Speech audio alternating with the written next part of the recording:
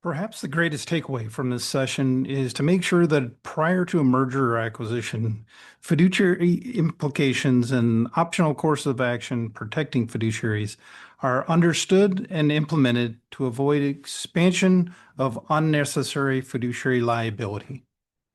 Many employee benefit issues, if left unaddressed prior to closing, may result in either ruining a deal or creating untold compliance issues and/or financial liability after the deal is complete.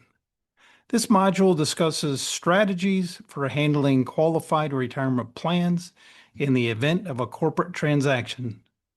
There are two basic types of business transactions. One is an asset deal, and the asset deal involves the acquisition of particular assets and liabilities of an entity.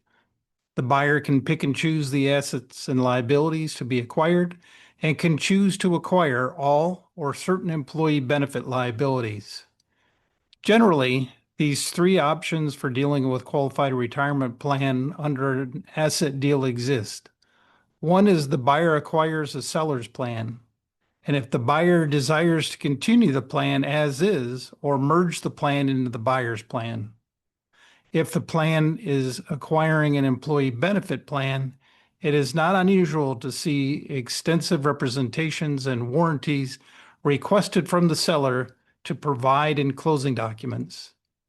Number two, the buyer does not acquire the seller's plan and establishes a new clone of the seller plan. And the third option is for the buyer to not acquire the seller's plan, but integrate the seller's plan into the buyer's plan. The buyer's plan, either new clone or existing plan, can accept a transfer of assets and liabilities from the seller's plan attributable to the employees acquired as part of the asset deal. But this is not required. The second type of deal is a stock deal, and the stock deal involves the acquisition of the value of the equity interest of the entity. This means all assets and all liabilities. The buyer here becomes responsible for the benefit plans maintained by the seller prior to the transaction. And there are two options for handling qualified retirement plans under a stock deal. One is the acquirer to acquire the seller's plan and either continue the acquired seller's plan as is, or in which case you would assume full liability or freeze the seller's plan that minimizes the liability for the acquiring firm. Or thirdly, merge the seller's plan into the buyer's plan, and the full liability were transferred with this as well as the possibility of tainting the buyer's plan. The second option is to terminate the seller's plan prior to closing of the acquisition and distribute the benefits. This is the only alternative that avoids all liability transferring over to the acquiring corporation.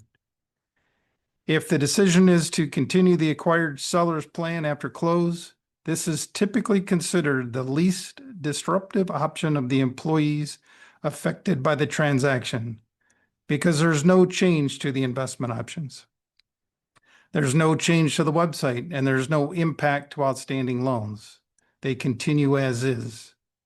This is the most likely option if the target will remain a separate subsidiary or division of the buyer. The plan is considered part of the buyer's control group for coverage and non-discrimination testing.